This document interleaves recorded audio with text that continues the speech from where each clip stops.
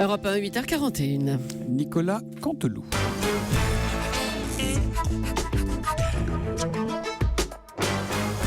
C'est presque de l'info, c'est la revue de presque de Nicolas Canteloup. Et ce matin, c'est notre ami et voisin Stéphane Bern qui est avec nous. Oui, ravi. Bonjour. Ravi de vous retrouver tous ici. Tout le monde est là. Oui, Julie, Natacha, Toto et Toto. Jean-Philippe Balance est là. Seigneur Météo. Et puis tout le monde est là, sauf le Dalai Lama.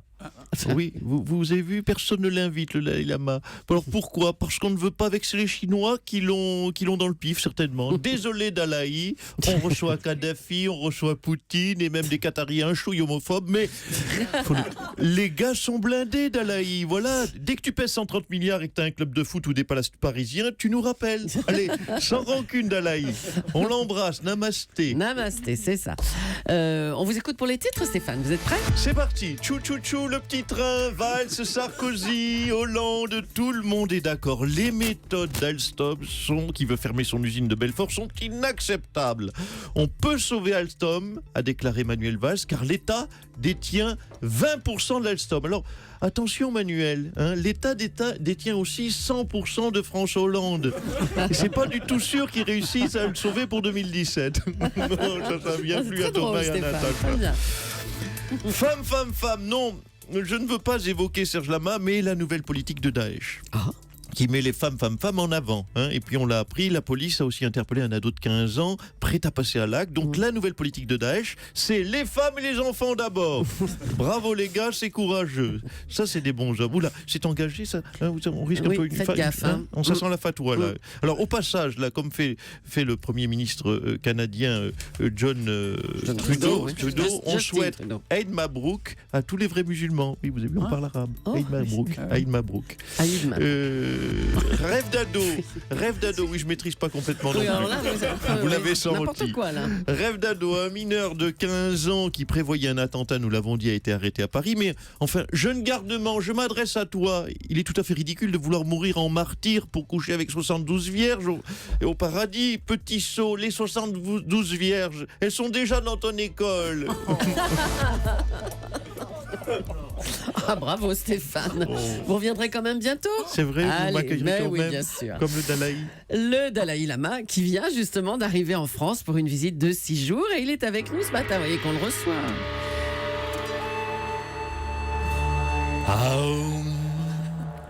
Oula. Bonjour à tous. Ah, c'est pas lui.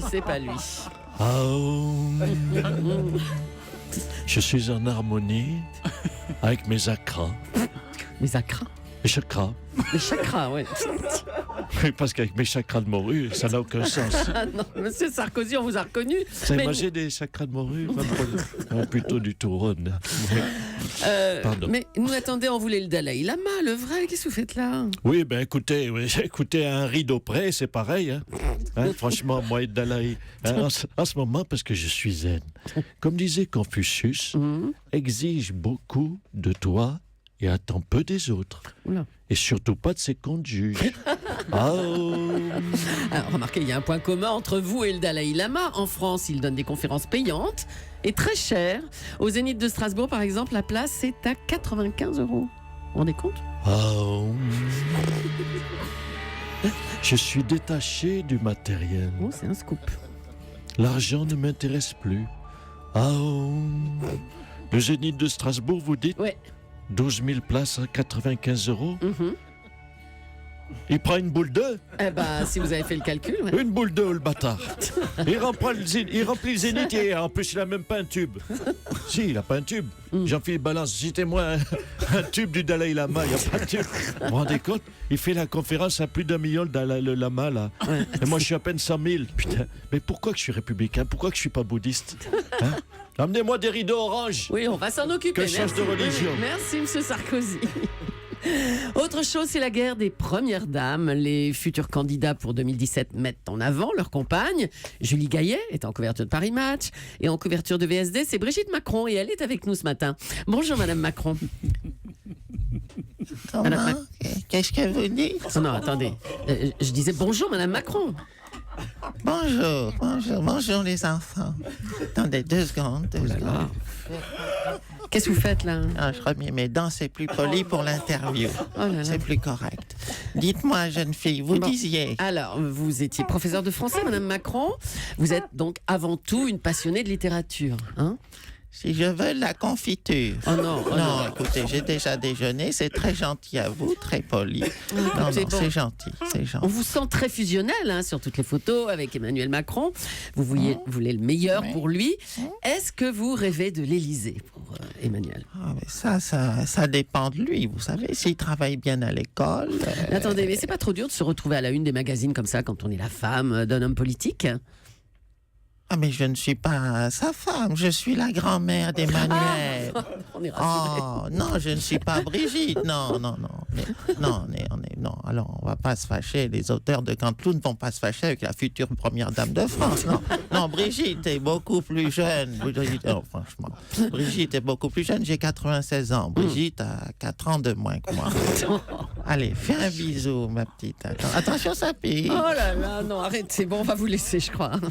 Et on va parler maintenant de la rentrée radio. Cette année, nouveauté sur RMC. Roselyne Bachelot remplace Brigitte Lahaie de 15h à 16h pour une émission intitulée 100% Bachelot. Et on va voir ce qu'on en pense du côté de Jean-Jacques Bourdin. Bonjour, c'est Jean-Jacques Bourdin. Bienvenue sur RMC. RMC, radio, moins de cul.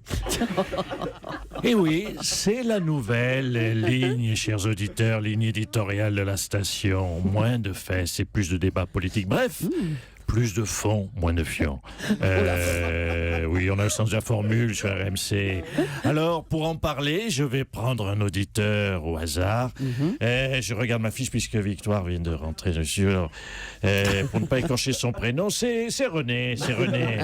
René, bonjour. Alors, René, que pensez-vous de l'arrivée de Roselyne Bachelot sur RMC? Dites-nous tout. Ben, j'en pense, Jean-Jacques, j'en pense comme son passage au ministère de la Santé, voilà, c'est de la merde. Oula.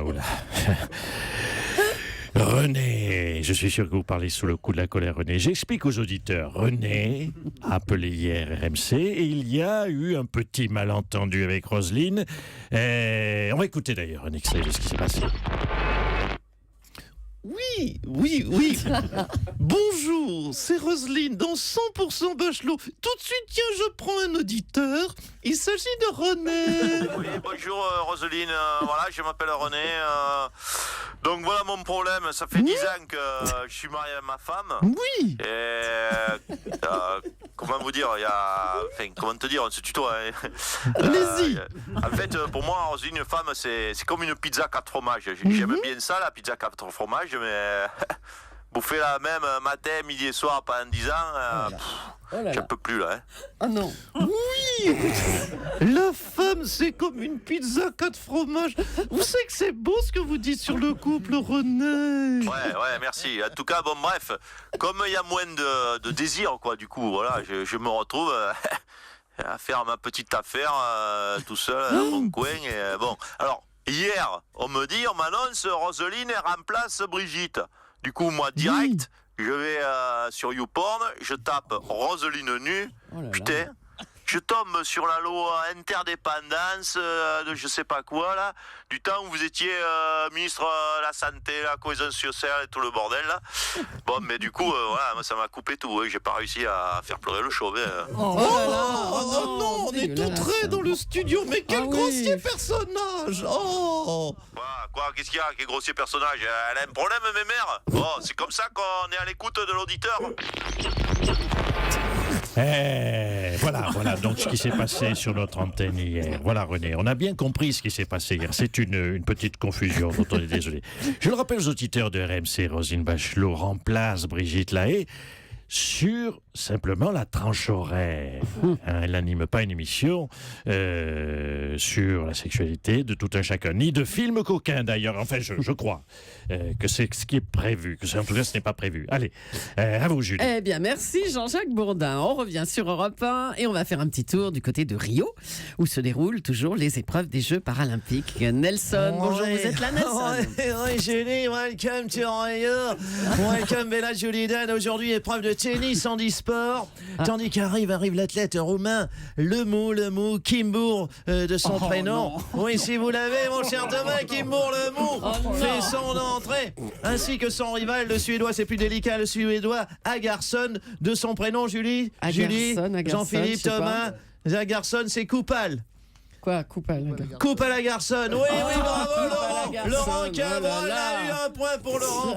4 à la suite. On aime les athlètes à rentrer, bien sûr. Les athlètes qui viennent de rentrer, car on aide les athlètes à rentrer car ils ne peuvent pas, compris, se déplacer eux-mêmes. Bah pourquoi?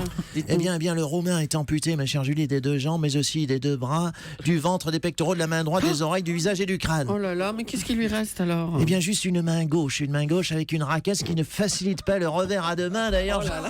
Je dois dire. Alors que le Suédois n'est constitué que d'un pied. Il tient donc sa raquette entre ses orteils. Oh, mais arrêtez, Nelson, c'est horrible ce que vous racontez. Oui, c'est horrible. Et que comme le match, d'ailleurs, pour l'instant, les 2 athlètes ne bougent pas. Les 2 joueurs sont juste posés sur le terrain. Oh là là. Ça va être pénible à regarder, un petit peu comme un Tsonga gasqué.